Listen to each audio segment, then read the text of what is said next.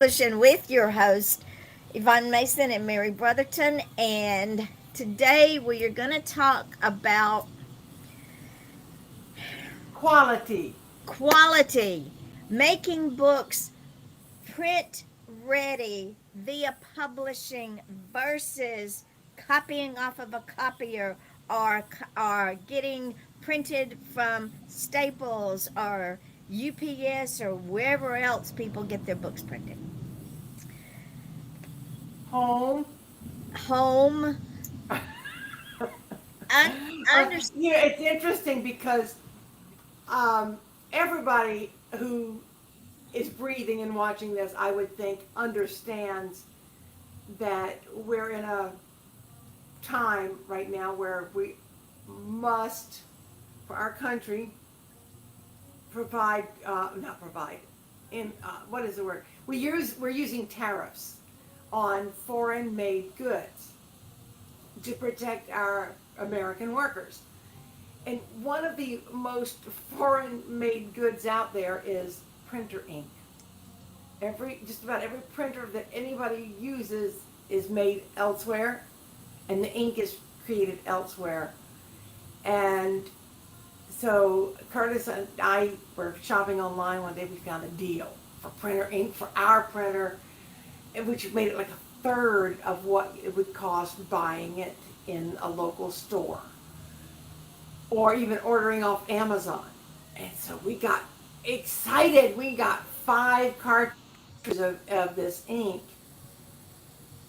Oh, Horrible. the colors just don't match. Doesn't matter what, I don't have a sample of it because I got so disgusted. It's great for black and white printing, so it'll print out your manuscript just wonderful, but it won't print out your anything in color. Then the more color, and now what's funny is how you print out a test page. It comes out beautiful, matches every time. But you put something out there, like if I wanted to do my shirt, it might come out looking like this painting behind me. And you want your colors to be accurate. And I'm sorry, I just had that on my head. I had to get it out. So we ended up having to send it back and get a refund. We couldn't do the one that we opened, of course, but we sent it all the ink back and got a refund. Now I've got to find another replacement for it. But printing, even if I took my printing to Office Depot, which is supposed to be really good, used to be Kinko's or combined with Kinko's or whatever, and that means copy.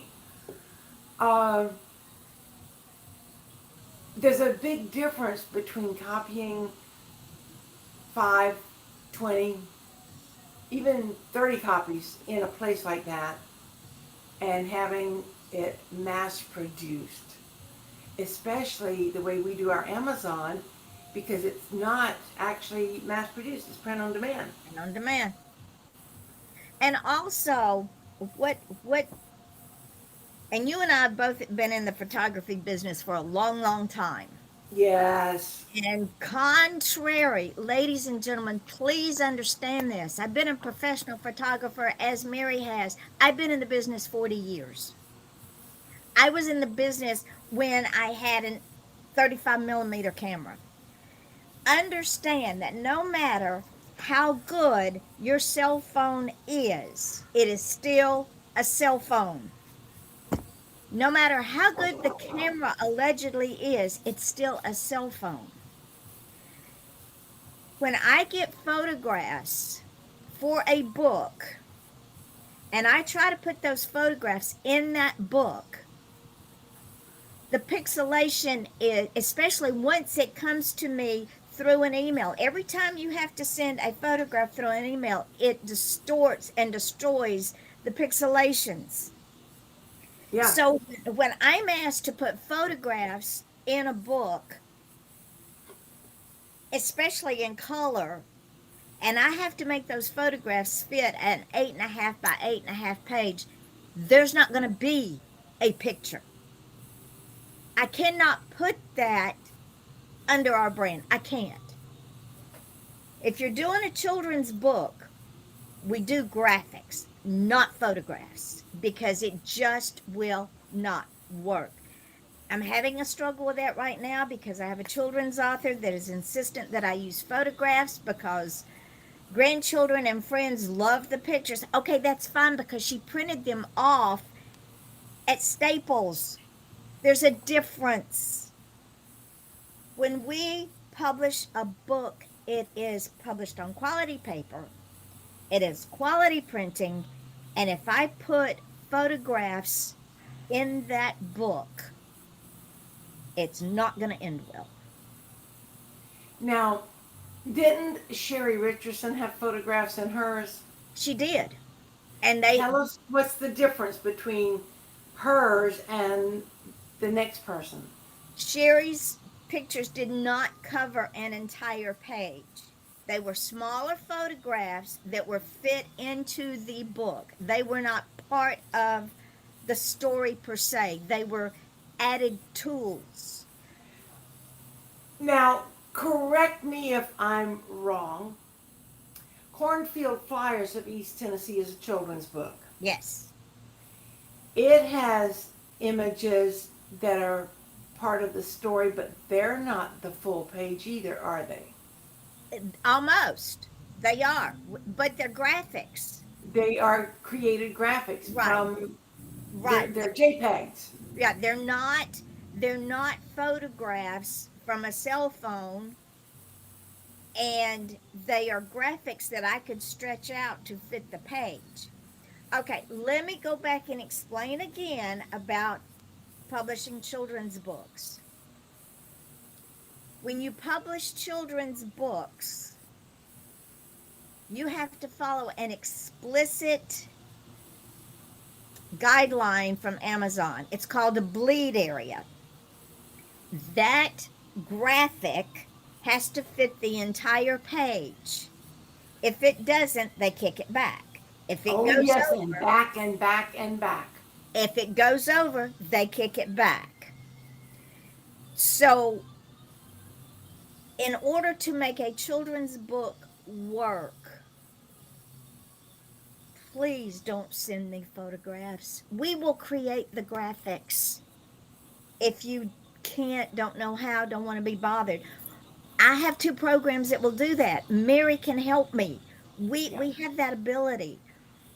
But please don't send me photographs and say, Vaughn, put this photograph in this. Children's books are 8.5 by 8.5, at least 8, sometimes 8 by 8. And when you try to, go ahead. You know, if we put the the author's photo in the book, it's small. It's small. Never the full page. No, So you can use a photograph like a thumbnail or, just a little headshot. This is what I am. But you can't make it the front and center of your children's book. No. You can't. It will not work. Bonnie Clark, her book, Errol's Journey, she sent me photos. They were taken with a cell phone, and they were in color, and I changed them to black and white when I sent them to print because they were pixelated. And also, if you're working on a book, color is great and grand and glorious, but for the inside of the book, the minute you put one color image in there, whether it's a photograph or something your kindergartner drew and you have on the refrigerator you took a photo of, if it's in color, the price goes up. Exponentially. Sherry's For paperback. one photo. Sherry's paperback, The Chocolate Lover's Garden, in paperback. And this is with color photos. And I explained to her that because it is the type of book that it is, that we wanted to do the photos in color. And that it would exponentially raise the cost of the book. Her book was over 400 pages, just the book itself. When you added the photos, when you added the photos in, and the photos are like 3 by 3, they're small, it sent that book to a retail price of almost $30. The hardcover is $52. That's without tax and shipping. So understand, ladies, and photos are great, but please, not for children's books. There, I cannot put our brand on a bad product. Well, before, excuse me, before the show started, we were talking about, goodness, the cover to my novel, Steep Steps. And you asked me, could I send you not just the front cover, which I thought I had sent, but I sent her the whole thing. But could I send her a photograph of the painting that I used for the front cover? Well, yeah, I can. In fact, I may have some of those other images that we talked about, the silhouette and whatnot. I may have those still, and if I do, I'll just send you what I've gotten. You can pick if you like them or not, and then go from there. But she thought that I was married to the back cover, which I'm not. And so I said, no, just the back cover just needs to be a solid background and with the description on it. So even if it's not a children's book, anything that is going to be an image has to adhere to certain standards. Because if it doesn't, it won't work. It just won't work. And I don't want to deny a writer their story because they're not flexible. But ladies and gentlemen, Mary and I pride ourselves on high standards. And if we don't hold other writers to those standards, then we're no better than the vanity presses out there that will charge you through the nose just to put garbage out there. I'm not going to put garbage out there. I can't. And you said vanity printers that charge you. Midnight Publishing does not charge a penny to the authors to help get their books out there in all 4 formats if they apply. Paperback, digital, audio, and hardcover. Your book has to be a certain number of pages, has to be 79 pages 79. to qualify for a hard copy. Otherwise, it's just going to be paperback. But that's fine too. The thing is that if your publisher is asking you to do something, you need to let the publisher do what the publisher does. Don't try to argue. And for God's sake, if you're not paying anything, take the help and be grateful. Now, if I was paying for you to publish my books, I might argue with you. No, I'm paying you to do this, so you do it my way. But then even with other vanity publishers, half the time, if you tell them that, they'll say, oh, well, we'll give you back half of your deposit, or we'll give you some of you go find somebody else. We're not going to work with you anymore. You've lost this $3,200 or whatever. It's just, I just can't imagine that if somebody wants to argue with you and you're not charging them a penny. Not a single penny. I understand the concept behind this particular author's thought process. I understand the concept. However, you and I have been in this business a hot minute. I've been in this business 20 years. 20 years. I've made mistakes. I've screwed up. I've learned from those mistakes. What y'all don't see on the backside, when I'm sitting here working on books, and Mary will tell you, I spend days on one book. It doesn't go out until it's right. And once I put it up there, it doesn't go to publish until I'm happy with it. And I know what works. And if it's not broke, we're not fixing it. We're Yvonne, not how many bestsellers have you written and published on your own? too many to count. Give me a ballpark. Four, 5, five, 50, five. 5-time best-selling author here, ladies and gentlemen. Plus, her books have been turned into film. So she does know what she's doing. Not only is she a great storyteller, but she's done it all herself. Thank God. Because there was nobody else. Well, yeah, you had help for a minute, but you learned. I did. And Yvonne and I are we both, like she said, we've both been in the business a hot minute. We've both been in different sides of the business. And I mean, I was in the newspaper business when I met Yvonne. And then I moved over toward magazines. And then I started thinking, the charity I was working with could do books. So we started publishing our own books. And we were doing it the hard way. If there's a hard way, Mary is going to do it like nobody's business. But then along came Sally. No, another song. Along came Yvonne. Long came Jones. Yeah, okay. Oh man, talk about dating yourself. No, Lord. Oh, Yvonne and Midnight Publishing came along, and I told her yesterday. She mentioned another author that was butting heads with her, and I said, "Oh, good. I'm not your only problem child today." Because Yvonne, and almost anybody who knows me knows, I will argue with God. If Jesus Christ himself came here and sat down with me and said, Mary, I would like for you to make me a peanut butter and jelly sandwich. And I would start making, he said, would you mind putting the jelly on a little less or a little more peanut butter and get heavy with it? I'd stand there and argue in the way I think my way is the best way.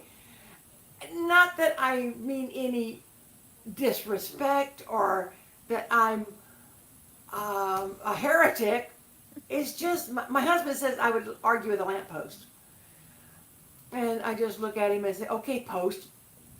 I just call him a lamppost. But I understand the need, the desire, the habit, or the compulsion. That's the word I'm looking for. Sometimes writers have to fish for words, especially when we're talking out loud. But the compulsion to do it my way or the highway. There is a need for some people like me. I'm embracing my flaws today, folks. But I know that I have this habit of wanting to argue my way's better, or let me try to convince you to do it my way instead of following someone who's been doing it practically a third of her life. So Yvonne's been doing this and she's been successful at it. She's helped other authors become successful. And I'm almost to the point where I can just send her my manuscript and say, okay, you do what you want to with it. I learned a long time ago, and when my children were small, I used to pray for patience. So I got sent trials and tribulations because that's the only way that you learn patience. God just doesn't drop patience on your head and say, okay, you're good now. So I quit praying for patience. Instead, I prayed for strength to deal with these many stupid people. So all three of my children have this same character trait. And my grandchildren are the same way. They will argue with me just for the sake of an argument. So after the second time around, this is what I say. Okay, do it your way. But when you do it your way Don't and come it back to me. screws up, don't come back to Nana because I won't be available. End of story. Yeah, So, and you don't argue with experience. That's what I'm learning. Yvonne, like she said, we both have been in the industry for a hot minute, but the industry can be different things to different people. right. Um, Magazines, newspapers, and books are three different beasts of the publishing world. And the thing, And Yvonne has worked with Midnight Publishing and with her other publisher before Midnight long enough to know what works. and And it my ain't father broke. used to say, if it ain't broke, don't fix it. And unless someone has been a publisher, somebody says, "Well, I'm an author. I have published works." That is completely different, Uh ladies and huh. gentlemen. Completely different than doing the publishing. Yes. Doing the publishing makes the publisher responsible for the finished product. Midnight Publishing has a good name out there. In fact, Sherry said, "Yvonne, I've got a children's author I want to send you." I said, "Perfect, send it." But our brand is important to us. And I'm including Mary in this because Mary helps me more than y'all know. I can't help myself. And we have Curtis to, asked me this morning, "What's on your plate for today?" I said, "Oh, it's Midnight Publishing Podcast Day." And he just kind of looked at me. I knew without hearing him say the words, yeah, you traded one business for another business. But I actually traded one stressor for for less. something that gives me so much pleasure. And also because this is something else, people. Yvonne is the publisher. This is on her. I can give her my manuscript and walk away. She can. It has even though I don't. I mean, I've spent the last what month, almost maybe 6 weeks, creating imprints, and that takes time. It does. It's time that I enjoy very much, and most of the imprints, Yvonne and I brainstormed over, and we came up with a name before we came up with an image. Oh, did you go over the votes today? No, we have not gotten there yet. But Yeah, because the thing is with Mary doing the imprints, there's no timeline. She doesn't have to stress over it. no, She doesn't have to stress over a but deadline I do anyway. and that's on you. She doesn't I have know. she doesn't have to stress over the deadline for her books like she used to have to stress over the deadline for her magazine. And she would have people that were supposed to be sending her articles that would go, "Oh, I forgot. Can you give me a day?" No, it's going to press tomorrow. What part of Yeah, stupid are you? We don't do that here. So the difference is she's not, I'm going to say you're not stressed, and that's what Curtis yeah. fails to understand. There's no stress there. If Mary wants to do an imprint today, she does one. If she doesn't, it's no big deal. And if I wanted to sleep in today and not do this show, I would have just texted Yvonne, "I can't make it," and she'd have And said, I "Okay, said, no "Fine, problem." no worries." And but we have to. I can't stress it enough. Please, ladies and gentlemen, just do what I ask you to do. I do not want to deny any author. I don't. But it's getting to the point that if you can't do what I ask you to do, I may have to say no. I can't. I don't want to hurt anyone because I believe everybody deserves a chance to be heard, seen, and read. But if you can't do what I ask you to do, then I'm spinning my wheels. And it's not fair to you, and it's not fair to me, it's not fair to my other authors. And maybe this is something we need to write and update our guidelines. Have a section for the children's books I so agree. that they know up front what is and what is not acceptable. And it's not because we don't love photographs. We It's do. just it takes a very, very special camera Yeah. and photographer to capture an image that will translate well into a book. And Now, I'm also intending. This is another. I get all these ideas, or people suggest a book I should write. Um, I would like to find a way, and I've got to figure out if I've got the skills to turn some of my art into a coffee table book. And I mean, I've done it in the past. I created one for my husband, I created one for his father, just from my photographs and my words. And it was, both of them were highly appreciated. But to sell it on the market and just to create one copy is a different story. There are organizations out there. I think I used Snapfish, but there are dozens of organizations out there that cater to creating photo books.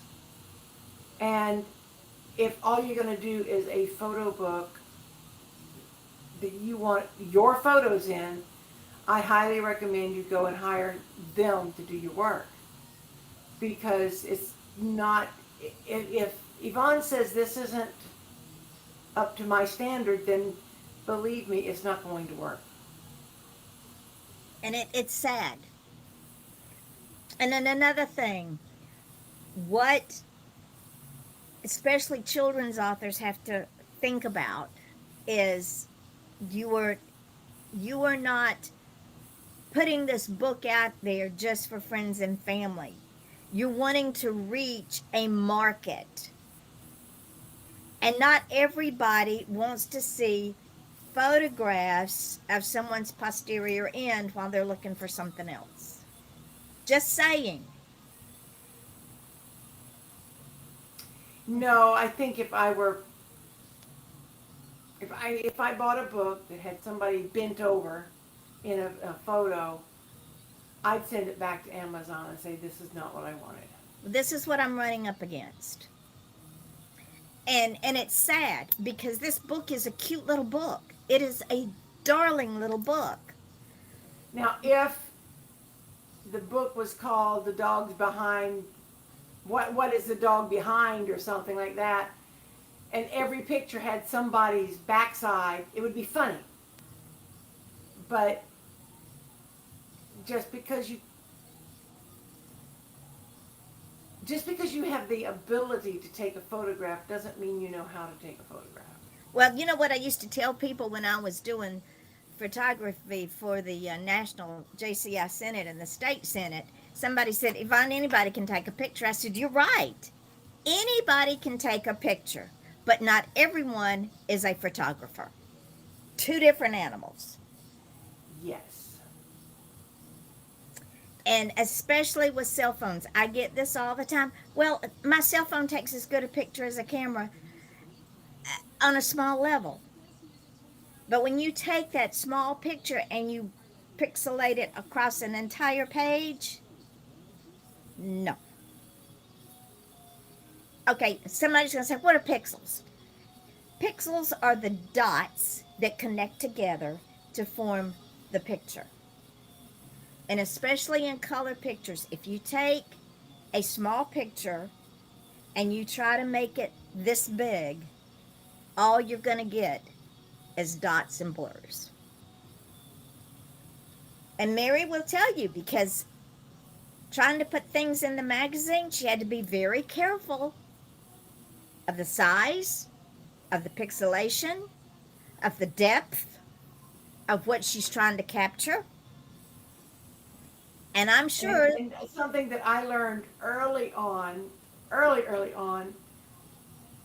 don't assume that you know what's going to work. I used to crop images and send them in to the newspaper.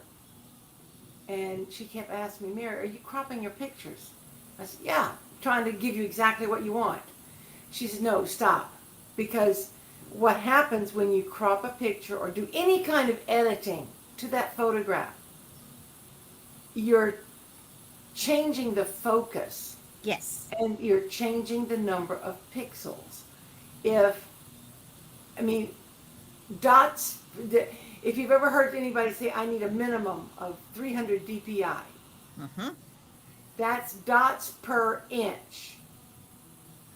So if you need 300 dots per inch, and you've got that in a photograph that's this big, well, when you when you take that and you spread it out to make it fit the page, that dots per inch grows. So instead of having 300 dpi, you're going to have maybe 20 dpi. And that makes the picture look muddy or gray or just blurry. Yep. And you don't want that.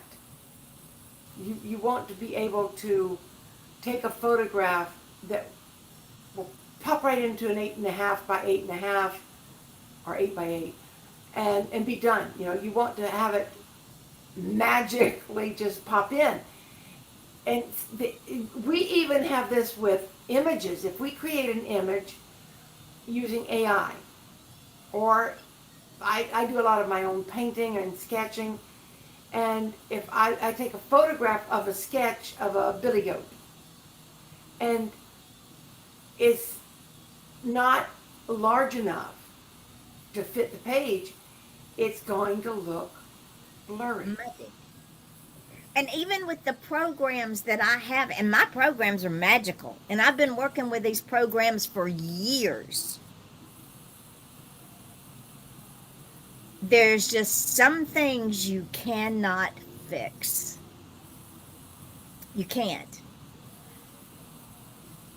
And people need to understand that. It's not that we're trying to inhibit your creative ability. We encourage it, but there are boundaries. Even another publisher would say the same thing. One or two things are going to happen. The photograph's going to be so big that it's going to be, like Mary said, muddy, gray, fuzzy, or it's going to be so small That you can't see it. you can't see it. So, especially with children's books, please, please, please, I'm begging you, if you want a quality product, either give us graphics or let us create the graphics. We have the ability to do it. And it'll be just as cute as it can be. And this particular book was going to be the first book under the children's imprint. We'll see. Okay, so Mary's got news. The 2 new imprints. Oh, I haven't done a tally yet. Let me flip over here to Facebook and check it out. I haven't counted them yet. Today has not been a Mary on the internet day. Not yet. That's quite all right. That's perfectly Yeah, all we're, right. we're going to get there. I think I already know. Oh, come on, open up. You can do it. While she's doing that, I want to let everyone know yesterday, and y'all know how I work. Yesterday, Errol's Journey went up on hardback. That's Errol's Journey by Bonnie Clark. I'm already getting people saying, let me know when it comes out because I want the book. The Mercenary Files by Andrea Dean Van Scoyoc is ready for pre-order on Kindle. That book goes live on Kindle and in paperback on 10/20. Once it goes live on Kindle, then I will go in and make it audible. Same thing with Bonnie's book. As soon as the Kindle books goes live, I go in and make them live on Audible. And we are, Mary, you would not believe we are beginning to sell Audible books like crazy. Nice. I am so proud, and I have to tell Sherry Ann Richardson, I have to give her a shout out. Her Chocolate Lover's Garden is beginning to sell. I'm so proud of her. Y'all have no idea. I am watching Mary blossom, not well, Mary, and I'm watching Sherry blossom. Mary and Sherry. That's right. Because see, this is what we do. When Mary puts something up, and she has her promos and her daily things scheduled to come out every day. As soon as I see one, I start sharing it. Oh my gosh, y'all, never in my life have I had anybody take such an interest in what I do. Almost everything you see that I put out on social media is going to be about books. It may be about where I'm going to be attending, like coming this weekend, I'm going to be at the Oviedo Mall, which is not far from Orlando, doing an event. I'll be selling um, my books and paintings that were inspired by my books. Um, so I'll be doing that, and Yvonne may or may not join me. She's got a lot on her plate right now. But if I'm and she's been promoting Sherry. Sherry's been going to events up in Illinois. Mm-hmm. So, that's not even local. It's not something Yvonne can just hop on a plane and flip over to. But she promotes Sherry as if she's her next door neighbor or her best friend. This is not something that most publishers do. They'll ask you, well, what's your marketing plan? How many times a day are you going to post on X and Instagram and LinkedIn and Facebook? And do you have TikTok? And do you have Snapchat? Are you on Blue Sky? Well, how many times a day are you going to post on each of those platforms? And you look at the publisher and you go, well, I thought you would do that for me. No, they don't. Mm-mm. If they And did, if they you charge you. and if you post yourself, they might occasionally share it, but usually they don't even share your post. Let alone, not only does Yvonne share what I and other writers put out here, she creates her own messages of encouragement and sends them out to us. And you, not just to us. I mean, she shares them with the world. So don't think that Yvonne's just sitting here making money hand over fist selling our books for us, because she doesn't make a penny. I do not. She doesn't charge. And I will tell them the reason, because I know, unless you want to tell it, but I know the reason. And that's why I do this podcast. That's why I created the imprints, because God has blessed both of us in so many profound ways. If you can't give back to the community that you say you love, you don't need to be in it. No, you don't. And Yvonne is giving back. I'm giving back. And if it boosts our sales, great. But we just want to boost our fellow authors. Well, I've seen a complete about face in Sherry. Oh, yes. Her I can poster tell was you, when I first met Sherry online, she was rather small and timid. And now Sherry's like, here I am. Here I am, world. And it's all because, and I don't want to say it's all because, but it's because she allowed her dream to be real. She was hesitant when she asked me. She was really hesitant, and I'm going to tell you, Chocolate Lover's Garden was a challenge. When I saw that picture that they took of her holding that book when she got it in her hand, It was it pure was joy. worth it. It was worth the challenge because she has blossomed so much. She's all over the place now, ladies and gentlemen, and I mean she is out there killing it. That is why we do what we do here.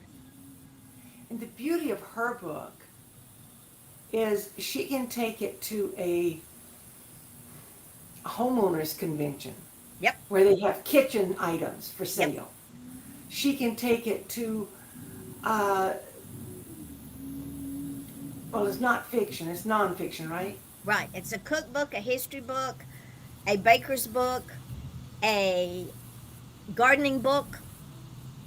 She can take So it to she can art. take it and sell it at a garden center. Yes, She can, she can maybe go to a museum and ask them to run it in her gift shop for historical purposes. There's so many places that she can put this book and get the recognition she needs. But she's doing absolutely. that already.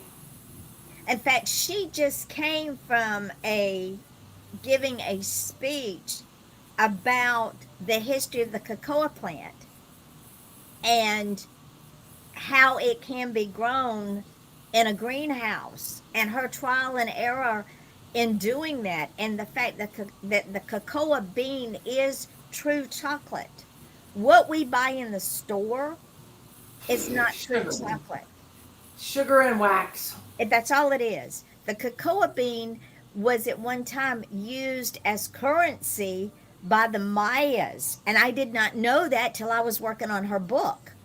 The Spanish came, took the cocoa bean back with them, and at one time only royalty was allowed to have hot chocolate. Hmm. I learned all of this in her book. Yeah. She bakes with it, she cooks with it. Oh, just wait till you learn what's in Steep Steps. Oh, yeah, Woo! it's coming. So, so you see, I can't reiterate enough. Doing what I do by the grace of God, and thank you, God, and I mean that from the bottom of my heart.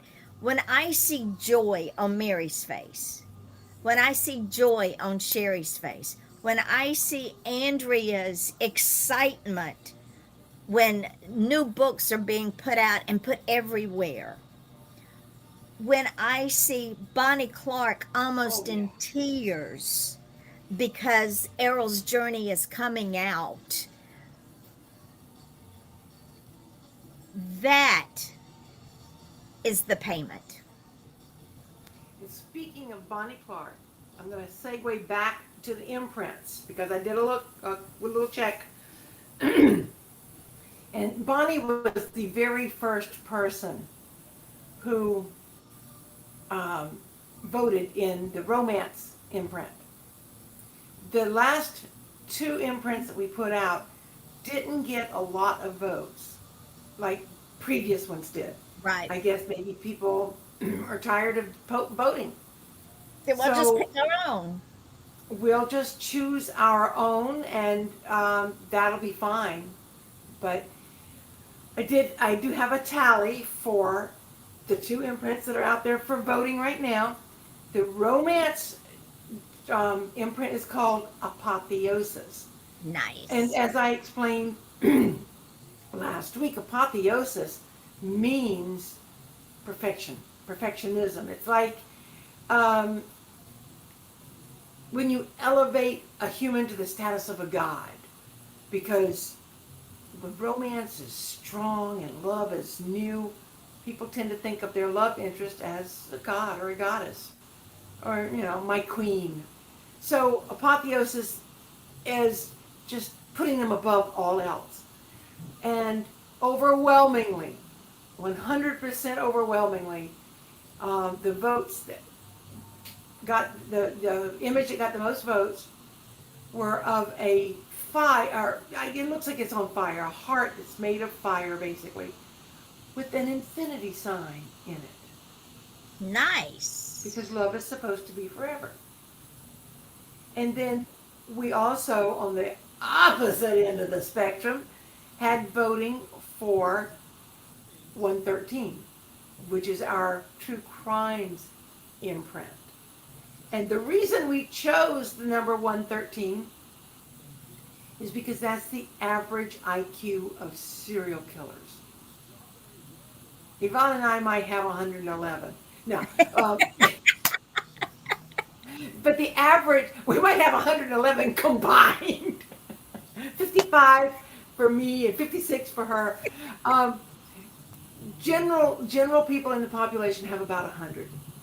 Some may be 98, some may be 104, but generally the average for most people is 100. But serial killers tend to be a little smarter than the rest of us.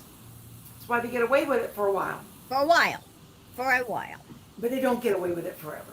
No, they do not, because they're not smarter than. And the thing with serial killers, and the thing with people who commit crimes in general, is in the moment they may think they're smarter than the cops,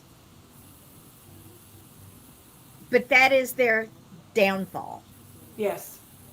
Because then they start making mistakes because They get cocky and they forget. Catch me if you can. Well, they do. They get caught. And was it yesterday? Yeah, yesterday I did my life on my 3 true crimes, and it may be time to do another true crime. I'm feeling that itch. I figured you had somebody in your sights by now. So it's been a hot minute. The last one was the one in Oregon, and that guy's out of prison. Oregon has one of the most lax criminal justice systems I have ever seen. Well, it's interesting that my novel is set in Oregon. It is very interesting. Steep Steps is set in Oregon, and I know enough about Oregon to put in a thimble, but I know a lot more now because I researched it. And I had a friend of mine ask me, he's a native Oregonite, and he goes, "How long did you live in Oregon?" Never set foot in the state, but I researched. He said, I would have thought that you were either born and raised there or lived there for 5 to 10 years because you wrote it like you know it. And let's talk about that for a minute. Mary brought up a very good point. We as writers say, write what you know. And if you don't know what you're writing about, research it to death. And there is a reason for that. If you're writing, like she based her book in the state of Oregon, and the friend said, how long did you live there? When people read a book and they can put themselves in that book, they've either lived there, visited there, know somebody that lives there, it is more enjoyable for them. And if you're writing about outer space or under the ocean or your next door neighbor, you still need to do the research. Yep. Maybe you've never been there, but with today's technology and the information we have available on the internet, it is blasphemous, I think, to not research at least a little bit and get your facts straight, because people, I can't speak for all people in the world, but I would say the majority of historical fiction and other fiction readers, they're reading it for an escape. They're reading it to take a moment, or in the case of Murder in the Village, 2 days to just not be involved in the world. I could have gotten through it in a sitting, but I did have to get up and go to the bathroom a time or two. But no, I mean, there are some books that from the moment you start reading them, you cannot put it down. And you want to be swept away into another world But you have to believe that that world is real, and Yes. that you could actually go into that world and live. Doesn't matter if it's the world of the Smurfs or the world of Sally's Heart. I mean, you write a book, but you want your readers to go, oh, I see why that happened that way. And you also, there's an old adage that, do you want to just read the book for the sake of reading the book? Or do you want to experience being in the book? So when you turn that last page, you go, oh no, I'm done. Yeah. You're But it's a disappointed not in the, satisfying ending. yeah, you're not disappointed in the book. You're disappointed that the book is done, that you Yeah, finished you it. want more. You want more of it. With the Mad Hatter, which is set in 1888 in the Then East you End of certainly didn't London. live then. I did. Known as Whitechapel. We all, well, most of us know what happened in the year of our Lord, 1888. One of my term papers in college was about the Ripper. I wanted to do a book called talk that the main character was a hat maker and owned a haberdashery, a hat making factory in the East End of London, right on the Thames River. It took me 4 years, ladies and gentlemen, to put that book together. And the reason for that, I ordered this huge map of the East End of London in 1888. I had my term paper and all of the research I did for that term paper. Even though it wasn't about Jack the Ripper, his victims were in the book as friends of my female character. What I found out is the reason they call them Mad Hatters was because they used animal skins to make the hats with. In order to cure those animal skins and make them pliable, they used mercury. Yep. Mercury seeps into the skin. Mercury causes insanity. So, hence the term mad as a hatter. Yep. They weren't talking about temper tantrums. No. And they weren't talking about the Mad Hatter and Alice in Wonderland. People literally went mad you because they used mercury. And did you also they know that they used urine to tan those hides? So people would collect urines in their chamber pots and take them to the factories and sell it. I'm telling. Yep. This is what you find out when you research for a book. And it's Tim Dorsey, one of my favorite authors, and I have my picture with him. He died not too long ago, which pissed me off at him because now there's no more Serge Storm. He's a Florida author. And the first time I listened to him, I laughed till I cried.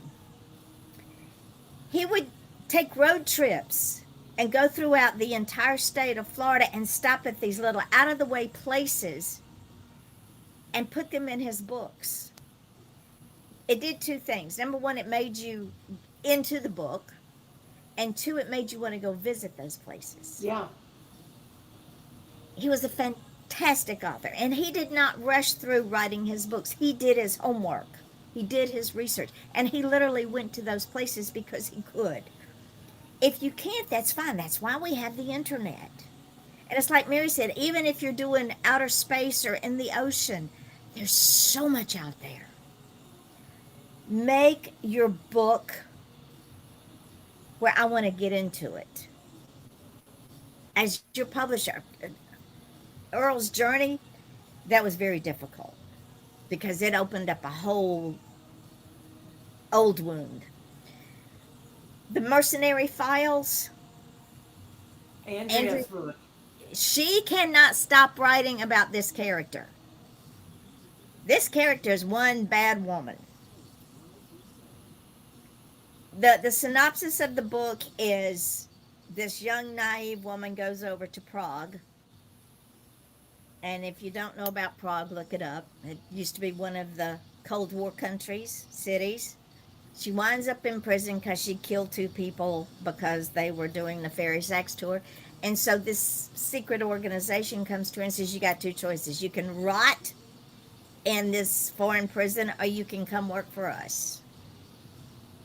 She's a hired mercenary. What decision does she make?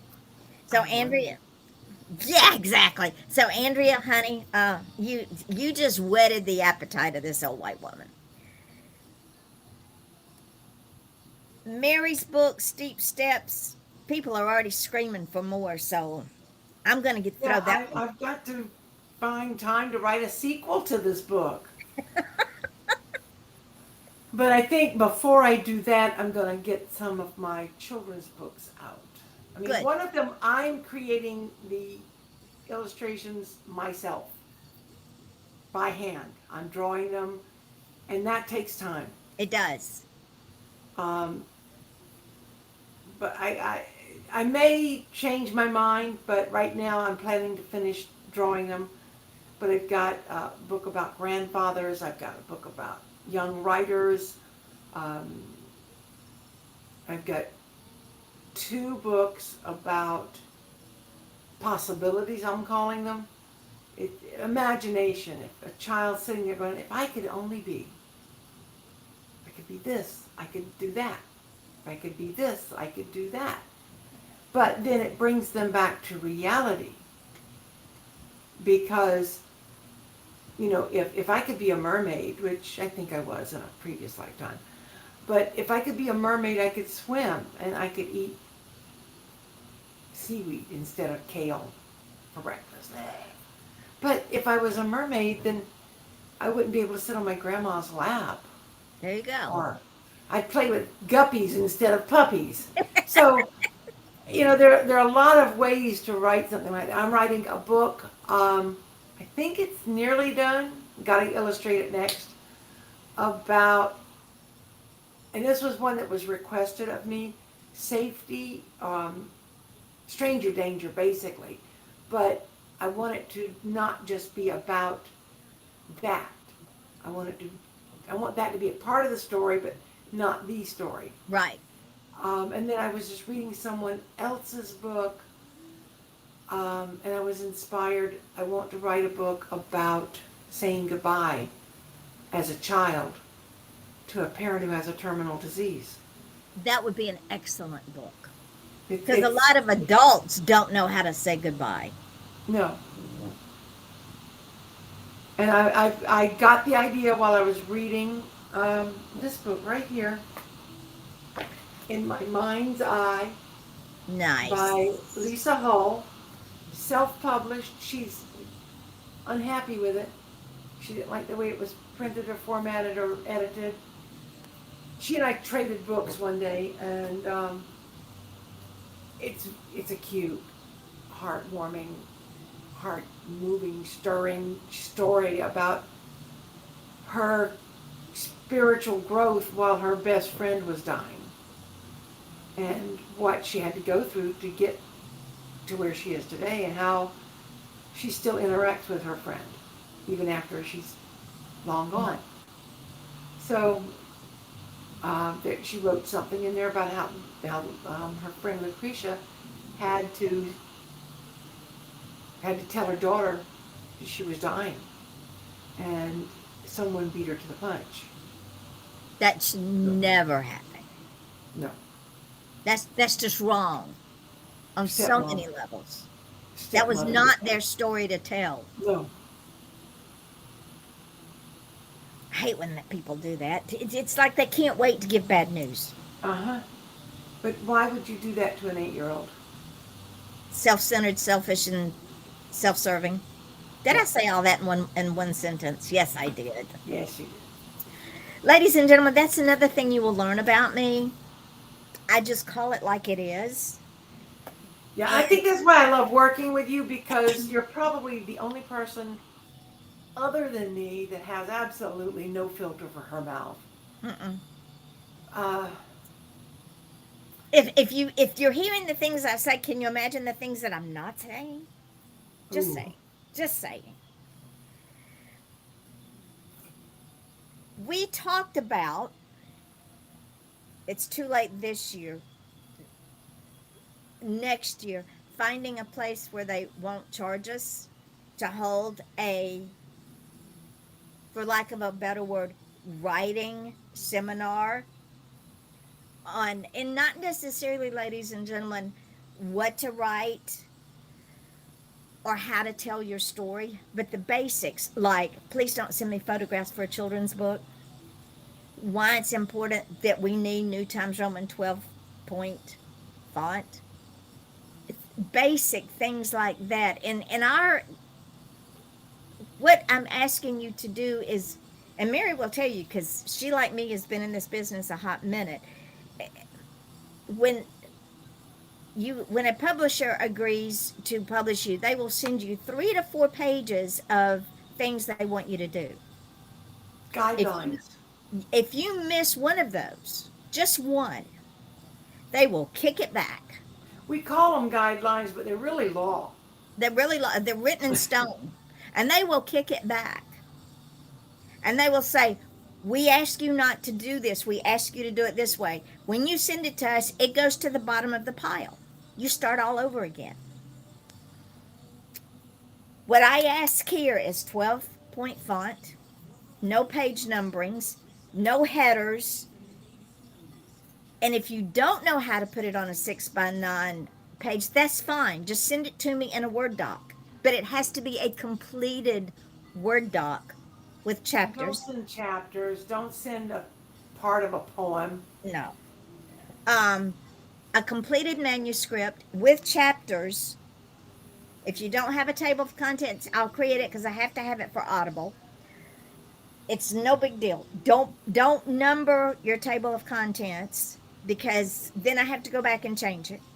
Talking about page numbers. Yes, please don't put page numbers anywhere because by the time I put the title page and send it down to a 6x9, and also paragraphs, please do not put spaces between your paragraphs, and don't put spaces between your sentences, single spaced, and all And you don't paragraphs want your book looking like this. correct.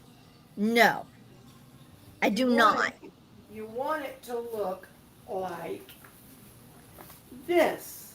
Correct. There's 2 reasons for that. Number one, the more pages that are created for publication, the higher the cost. Number two, when you have white space, and Mary knows what white space is, when you have white space, it distracts the reader. The reader wants to just go from line to line to line without having to look for where the next line is. Please do not send me sentences with parentheses Oh God, no. in the middle of a sentence. Finish the thought and then start the other thought. In other words, I lived at B Lane. You know that lane down across? No, please stop. Because I go in and take all that out. It is too hard to read. If I have to go back and reread a sentence because there's parentheses with an afterthought in the middle of that sentence,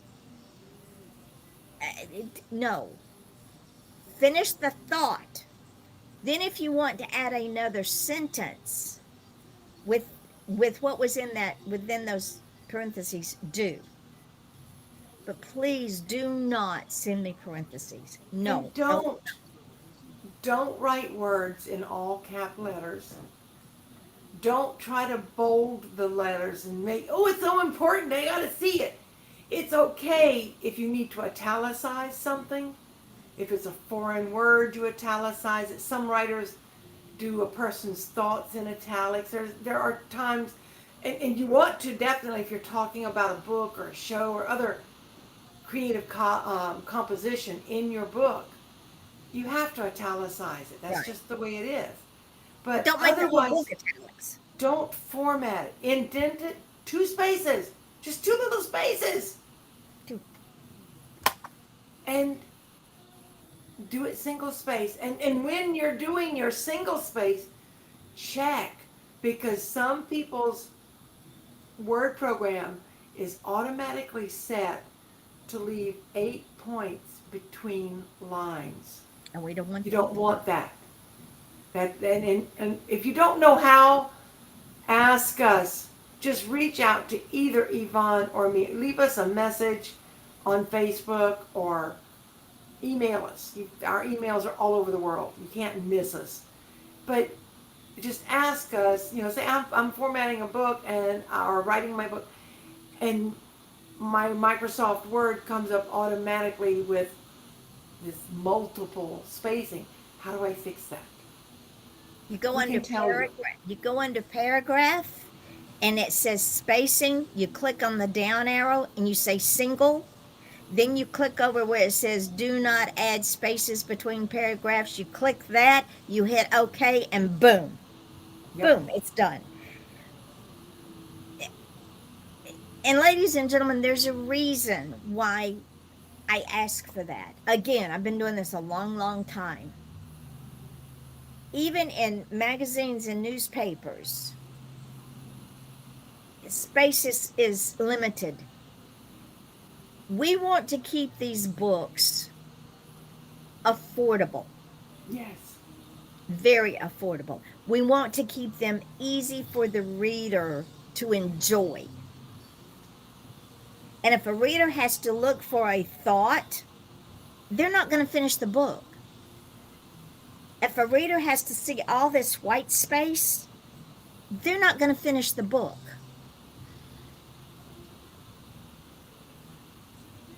I don't. Go If ahead. they're thinking, okay, like in the case of Faith and Folly, it's 12 points, it's single spaced, it's indented 2 spaces, and it's still more than 79 pages because I have it in hardback.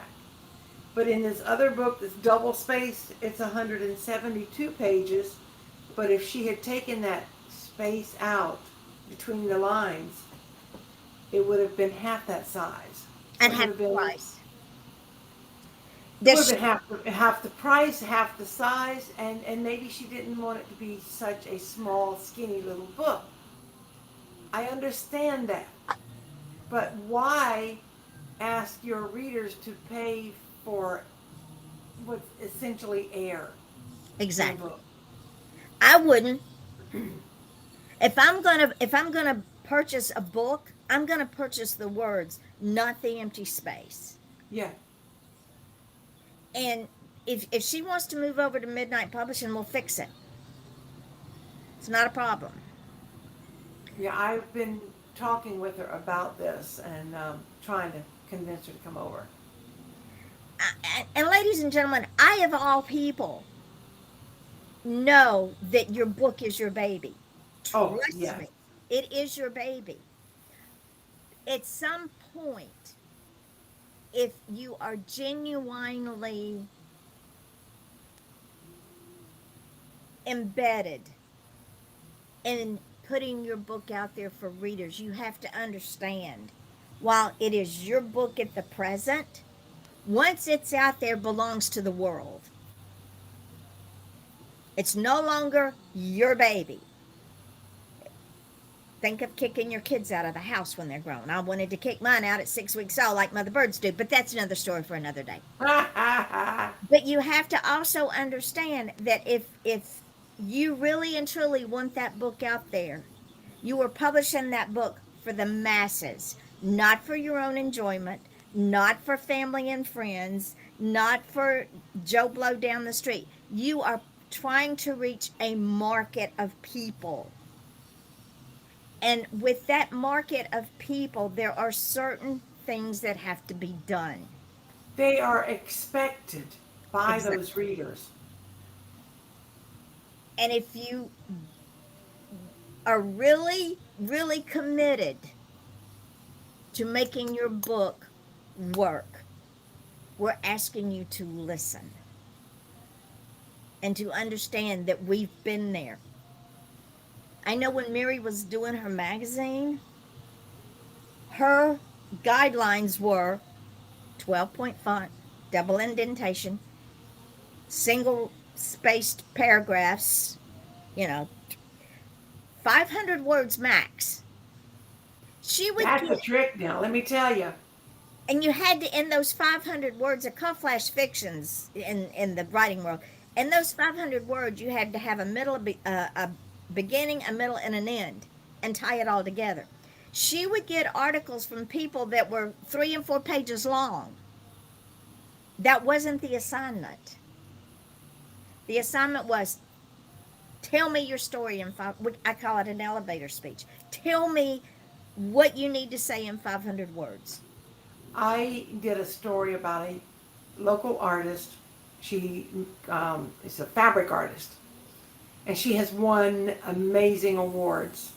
She's a young woman. And she asked, could she read the article before it went to press? And I said, sure. Now, Be Unique magazine was very photo rich. It was, Very. we used a lot of high quality photographs. And if it was a cover story, which this one was, our photographer would go, usually with me or another writer. And bear in mind, this was all volunteer. Every bit of this was volunteer.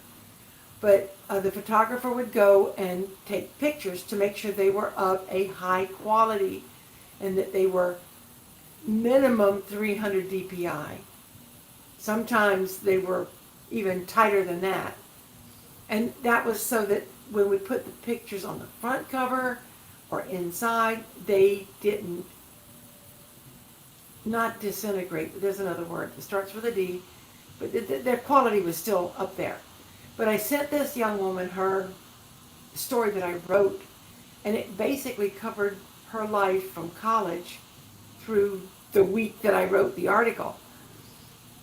And she called me on the phone. She said, never in my life did I think somebody could condense my life to 500 words. But you did it in such an artful way that I can't imagine adding another word to it. And that to me was the best compliment. And it's Some because people, you knew how to use the wording. yeah. I And that, encourage every author to try their hand at flash fiction. yes. It helps you learn to be concise, to tell your story um, in fewer than 500 words. Sometimes you can enter a contest. And I've done this and I've won. And they will say, give me a story in no more than 200 words. Now you want to talk about a challenge, but it's so much fun to do it. And it's And a good exercise. the reason for that is because many authors that I have read that I will not read anymore, they get too wordy. You There's only one way to describe a blade of grass. It's green, it's tall, it's short. Those are the only descriptions for a blade of grass. Oh no, you could say it's freshly cut. Okay, four. It's covered in dog poop. But going on and on and on for three About the paragraphs, qualities of a blade of grass is ridiculous. it takes away from the story because you get lost in the weeds. So write the story, tell the story, and you can do that without killing the story. Oh yes. You don't want to beat your characters to death with a feather. No, because ladies and gentlemen, I'm going to tell you, if you You have to understand, years and years and years ago, when I was taking the classes that I took, we were told that the average attention span and the average comprehension of an adult on a reading level. Now y'all don't beat me up on this because this was statistically proven at that time was on an 8th grade level. Now I'm not talking about the geniuses out here that know the Pythagorean theory and can quote it Yeah. backwards and forwards. I'm talking about the average American or the average person, period. They read and comprehend on an 8th grade level. Their attention span, and this was my public speaking classes, the attention span for someone who is doing a public speech for the person in the audience, 11 minutes max. Anything over that, and you've lost them, unless you're just really, really an entertainer. Yeah. And that's one reason I keep my live videos under 7 minutes if I can, because I know people turn away. They do. And it's human nature, and it's okay. So when you're writing your book, you want to keep your reader engaged to turning that page, not by a whole chapter of describing a blade of grass.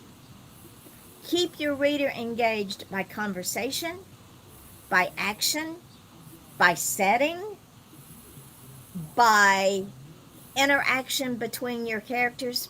Okay, I'm going to do a giveaway right here. In Duct Tape, Tarp, and a Shovel, I've brought in 3 characters from Shady Rest. If you haven't read Shady Rest, go read it, because they're 3 characters of a certain age who voluntarily go into a rest home to solve crime.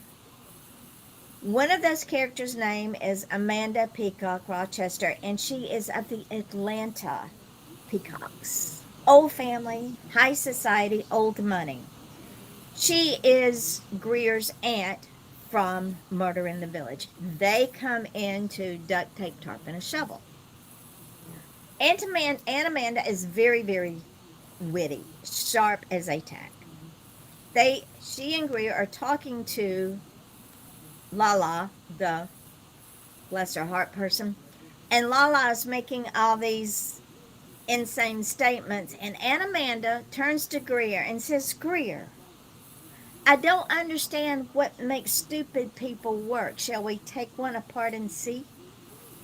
Ah, I love it. See the reaction?